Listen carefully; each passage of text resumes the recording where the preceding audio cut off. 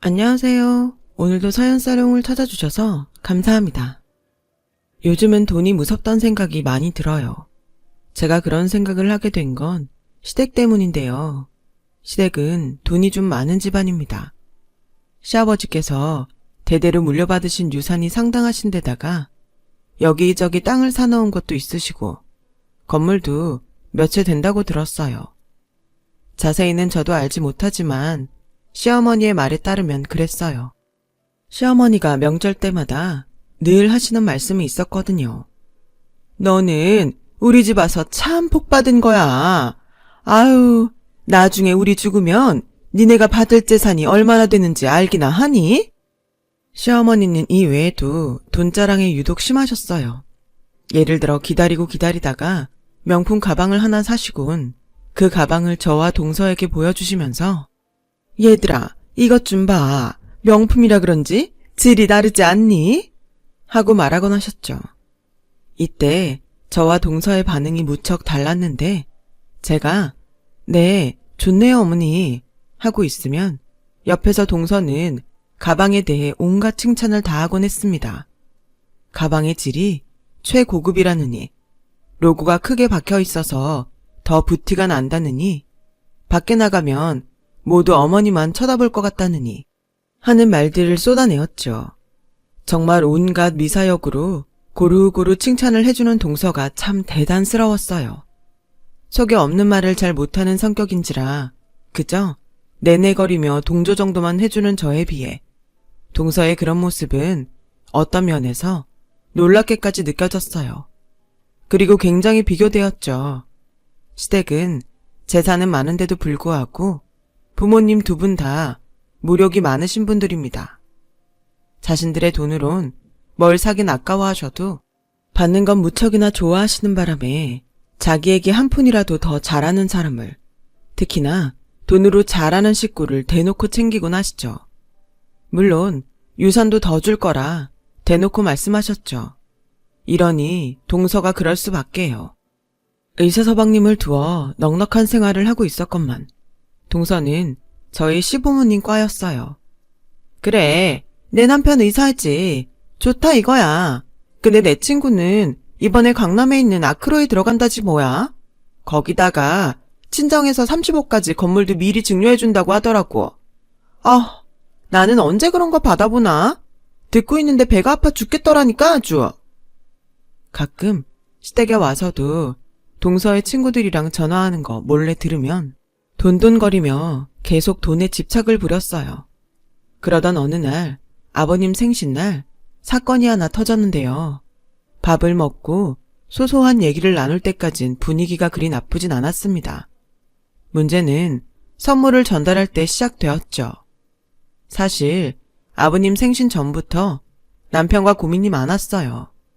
분명히 잘 사는 동서는 액수도 크고 비싼 선물을 해올 텐데 저희 선물이 그와 비교될까 걱정이 되었거든요. 그래서 남편을 붙잡고 말해봤어요. 여보, 이번엔 분명 동서가 명품을 해줄 것 같은데 우리 좀 무리를 하더라도 가격대가 있는 선물을 좀 해드리는 게 어때? 그동안 선물 제대로 못 해드렸으니까 이번에 한번 해드리면 말이 안 나올 것 같아서. 남편이나 저나 중소기업 월급쟁이들이라 생활하기 빠듯했지만 제 설득에 남편도 이번만큼은 돈을 넉넉히 쓰자고 했고 무엇을 할까 고민하다가 꽤 비싼 공진단을 사다 드렸어요. 받으시자마자 역시나 시아버지의 눈이 휘둥그레졌어요. 니네가 웬일이냐? 재석이 너도 결혼하고 나서 부모한테 돈 아끼더니 이번엔 좀 쓰기로 한 거냐? 진지게 이럴 것이지. 예전부터 그랬으면 좀 좋아. 암튼 잘 먹으마. 네.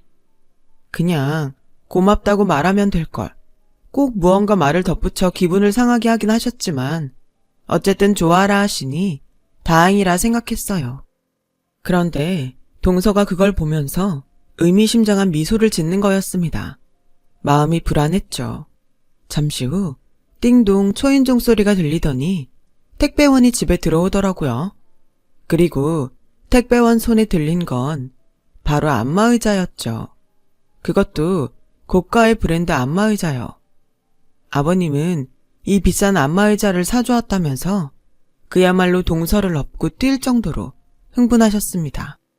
세상에, 이게 무슨 안마의자니? 엄청 고가의 제품 아니야? 브랜드 보니 몇백을 기본으로 줬어야 할 건데. 아니, 내가 이런 선물을 받게 될 줄이야. 어쩐지. 그래서 내가 어제 똥꿈을 꿨구나. 돈 들어오는 꿈이었는데 다 이유가 있었어. 며느라, 아들아, 고맙구나, 고마워. 아니에요, 어머님, 아버님. 저번에 몸 여기저기 쑤신다고 하셨잖아요. 저희가 자식 낸돌이로 당연히 이 정도는 해드려야죠. 저와 남편은 그야말로 너무나 민망해졌어요. 심지어 안마 의자에 치여 공진단 박스는 저 멀리 날아가 버린 지 오래였어요. 순식간에 남편도 저도 얼굴이 붉어져 서로의 얼굴만 쳐다보고 있었는데 그때 동서가 한마디를 얻는 거였습니다. 아우, 형님 어떡해요. 저희가 이런 선물을 해서. 그러니 좀 고급스러운 선물을 들고 오시지 그러셨어요. 신경 쓴 게 너무 티가 안 나잖아요. 뭐라고, 동서? 예, 솔직히 제 말이 뭐 틀린 게 있어. 니네가 지금까지 우리 생일날 뭐 해준 게 있었니? 매번 쓸데없는 걸 선물이랍시고 사와가지고 와선 내가 생일이니까 참고 넘어간 거다. 어머니, 어쩜 말씀을 그리 섭섭하게 하실 수 있으세요.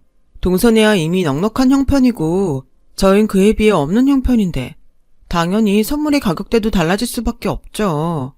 그래도 나름대로 정성을 들인다고 해서 무리하고 들고 온 선물인데 그렇게 말하시면 저희가 준비한 게 뭐가 되나요? 예, 아니 안마의자를 사온 정성과 저까지 거 사온 정성이 어떻게 같을 수 있겠냐. 당연히 둘째네는 돈을 쓴 만큼 우리에게 더 큰 정성을 보여준 거고 니네들은 그에 비해 작은 걸 보여줬으니 어쩔 수 없는 거지.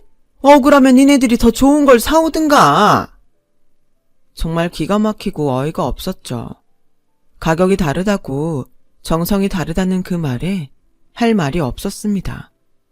저와 남편은 더 이상 여기 있을 필요성을 느끼지 못하고 집 밖으로 나가버렸어요. 남편의 얼굴도 말이 아니었어요. 실제로 남편은 이 일로 마음이 상했는지 시부모님께 따로 연락을 드리지 않았죠. 그런데 시어머님께서 찔렸는지 어느 날 제게 연락을 걸어오더군요. 예, 내가 그날 선을 좀 넘어선 것 같은데 재석이 아직 많이 삐져있니? 무슨 일로 연락하긴 그냥 니네들이 삐졌으면 풀라고 연락한 거다. 내가 그날은 과했어. 실은 안마의자를 너무 갖고 싶었는데 그게 내 눈앞에 있으니까 잠깐 눈이 횟가닥했다. 네, 어머님. 일단은 재석 씨에게 어머님이 전화 왔다고 말은 할게요. 그래, 중간에서 네가 말 좀 잘해라. 알았지? 너도 그까짓 작은 일로 소인배처럼 굴지 말고. 또 시어머니는 공진단을 아주 잘 드시고 계시다면서 그걸 먹고 몸이 건강해졌는지 전보다 더 등산도 자주 다니신다 했어요. 버리셨을지 먹고 계실지는 모를 노릇이었지만 귀찮을 정도로 사과를 하시는 바람에 그렇게 그 일은 어영부영 지나가게 되었어요. 그러던 시점에 저희에게 아이가 찾아오게 되었습니다. 아이가 건강하게 나와주기만을 바랬고 저희 바람을 알았는지 아이는 너무나 어여쁜 모습으로 세상에 나와주었어요. 육아를 하자 또 다른 세상이 펼쳐지더라고요. 지금까지의 삶이 정말 개인적인 삶이라 느껴질 정도로 아이를 키우고 엄마가 되는 삶은 또 다른 삶이었어요. 하루에도 잠이 너무 부족해서 틈만 나면 어딘가에 기대어 꾸벅꾸벅 졸곤 했는데 이 세상 엄마들이 새삼 대단하단 생각이 들었죠. 그래도 조금씩 시간이 지나면서 육아에 적응을 해나가고 아이도 크자 여유 시간이 조금 생겼어요. 저는 그 시간에 남편과 그간 제대로 하지 못했던 사업 계획을 세워 나가기로 했어요. 사업에 대한 생각은 사실 3년 전부터였어요. 아이를 키우다 보면 앞으로 더 많은 생활비가 필요할 거고 그러려면 회사보다 좀 더 많은 돈을 벌 수 있는 곳이 필요하다는 생각이 들었으니까요. 그래서 어떤 사업을 할까 찾아보다가 남편이 꽃차 전문 카페를 얘기하더라고요. 평소 저희 둘 다 꽃차에 관심이 많기도 했고 희소성이 있기에 승산도 있을 것 같았어요. 아이도 생겼고 방향도 잡혔기에 남편은 카페 운영 사업 쪽으로, 저는 꽃차 쪽으로 더 열심히 공부를 해 나가기 시작했어요. 그렇게 하나하나 정성스레 준비한 끝에 드디어 12월 한겨울에 가게는 오픈을 하게 되었습니다. 그간의 노력이 커서 그런지 오픈 날엔 정신없이 손님을 맞이했지만 마음만큼은 너무 뿌듯해 미소가 내려가지 않더라고요. 카페가 잘 되자 바로 반응이 온 사람은 동서였어요. 동서는 평소에도 SNS에 굉장히 몰두했는데 어느 날 저희 카페가 인터넷에 올라오자 놀랐는지 전화를 걸었어요. 형님, 가게가 그리 잘 돼요? 지금 정말 다행히 잘 되고 있어. 언제 한번 놀러와. 동서에게 놀러오라는 말은 그냥 한 말이 아니었어요. 사실 평소 저를 무시하는 행동을 일삼았던 동서에게 얼마나 가게가 잘 되어가고 있는지 보여주고 싶기도 했고 이참에 한 방 먹이고 싶기도 했죠. 동서는 제 말에 떨떠름한 목소리로 그럼 시어머니와 함께 가겠다고 하더니 전화를 끊었어요. 며칠 후 동서는 정말 가게를 찾아왔더라고요.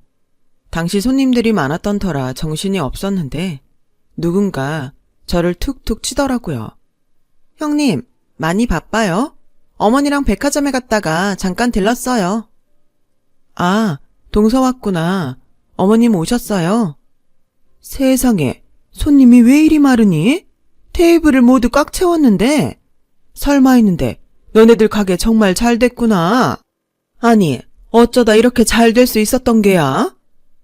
시어머니는 가게를 몇 번 둘러보시더니 손님이 많은 것에 꽤 놀라신 기색이었어요.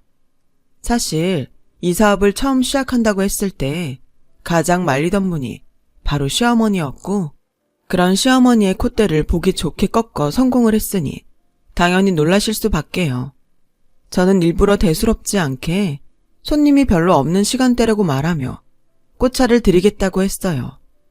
동서와 시어머니에게 꽃차를 주고 잠시 둘 옆에 앉았는데 시어머니는 이 와중에도 어떻게 가게가 잘 되었냐 이것저것을 물어보셨고 동서는 떨떠름한 표정으로 앉아 있었죠. 동서, 차 좀 마셔보지 그래. 동서한테 준 게 우리 가게에서 제일 잘 나가는 메뉴야. 아까 초밥을 많이 먹었더니 좀 배불러서요. 천천히 마실게요. 형님, 근데 가게 규모가 생각보다 작네요. 사진에선 좀 커 보이던데. 작기는 이 정도면 다른 옆가게들에 비해 큰 편이지. 안 그래요, 어머님? 그래. 그런 거 같긴 한데. 오다 보니까 이 골목에선 니네 가게가 제일 큰 것 같던데. 아무튼 나도 이제 드디어 사장님 소리 듣는 며느리랑 아들이 생겼구나. 고생 많았지? 고생은 무슨. 아니에요, 어머님. 그이나 저나. 제 말이 끝나기도 전에 동서가 끼어들어선 어머님, 저도 이런 가게 하나 낼까 봐요. 형님 하시는 거 보니 저도 왠지 하고 싶어지는데요. 이 정도 구멍가게는 저도 잘할 수 있을 것 같아요. 뭐? 동서, 구멍가게? 말이 좀 심하지 않아? 여기가 어딜 봐서 구멍가게야. 그리고 가게 경영이 쉬운 일인 줄 알아? 매출 관리며 직원 관리며 생각할 게 얼마나 많은데 쉬워 보여도 무척 고생스러운 일이야. 그리고 집에만 있던 동서가 하기엔 번잡스러운 일이 많을걸? 설거지도 직접 해야 하는데 동서는 그간 가정부 썼으니까 설거지한 지도 좀 오래되지 않았어? 어머님 앞에서 날 깎아내리고 싶은 건 알겠는데 그쯤 해도. 뭐라고요? 이깟 구멍가게 하나 냈다고 유세는? 어머니, 가요. 저 갑자기 체할 것 같아요. 형님이 말을 워낙 격하게 하셔서요. 그래, 가자꾸나. 알겠다.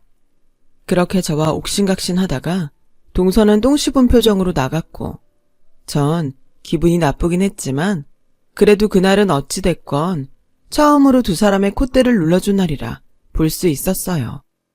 그날 저녁 영업이 끝나고 남편한테 이 일을 말하니 남편도 그런 일이 있었냐며 뿌듯해했습니다.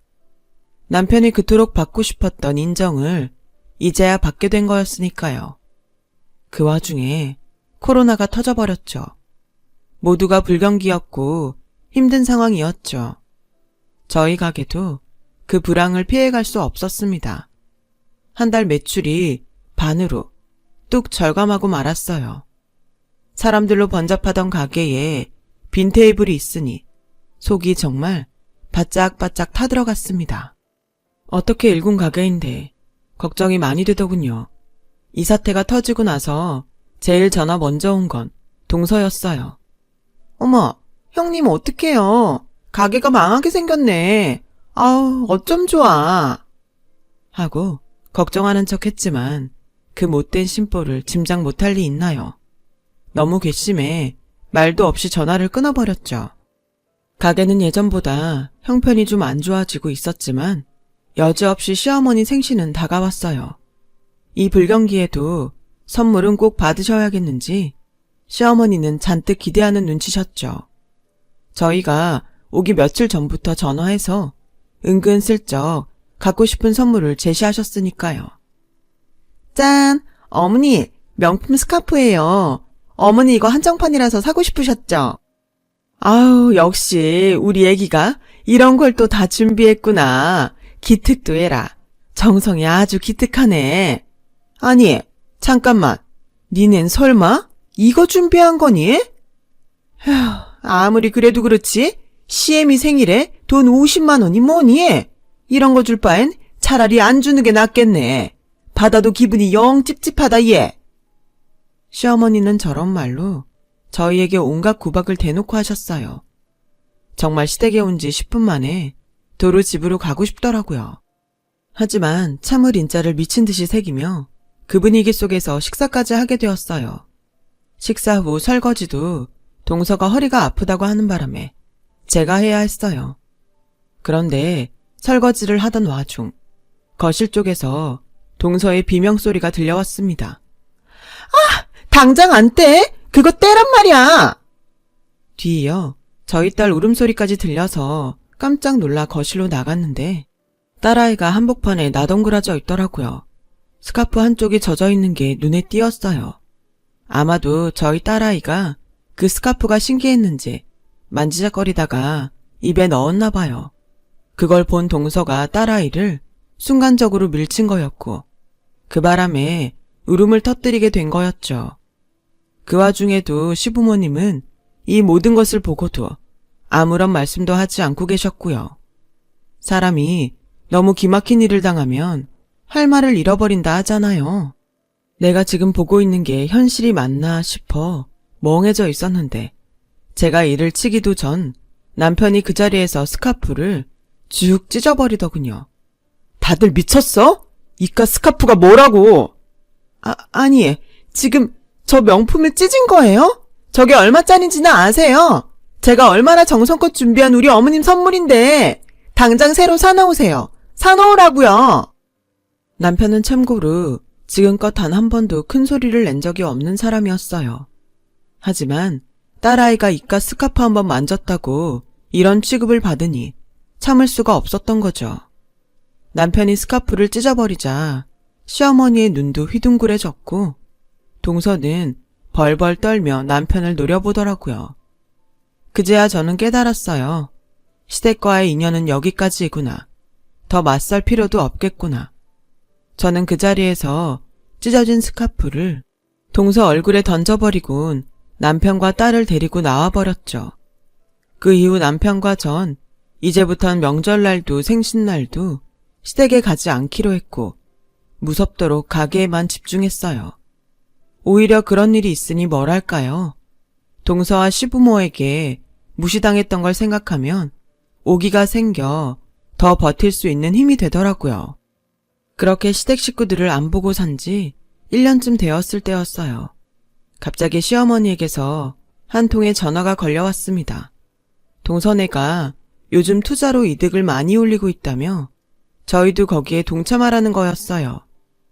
나도 이번에 걔네 믿고 건물 팔아서 투자했거든. 니네들도 해라. 아마 돈이 꽤 될 거야. 그러니까 지금 저희한테 투자를 하라고 전화를 하신 거예요? 그래, 좋은 거 알려주겠다는데 말투가 왜 그러니? 어이가 없었죠. 시어머니 나름대로는 아무 일 없다는 듯 지나가고 싶으셨던 것 같았어요. 하지만 저희는 당연히 아니었죠. 더 그 집 식구들을 보고 살 생각이 없었던지라 저도 남편도 아무런 대꾸 없이 전화를 뚝 끊어버렸고 그 후에도 걸려오는 어머니의 전화들은 죄다 싹 무시했어요. 하지만 사람 인연 한번 참 즐기더군요. 어쩔 수 없이 시어머니를 다시 봐야만 하는 일이 생기고 만 거죠. 바로 시어머니가 초라한 행색으로 가게를 찾아오면서였습니다. 얘들아, 미안하지만 잠깐만 나랑 얘기 좀 할 수 있겠니?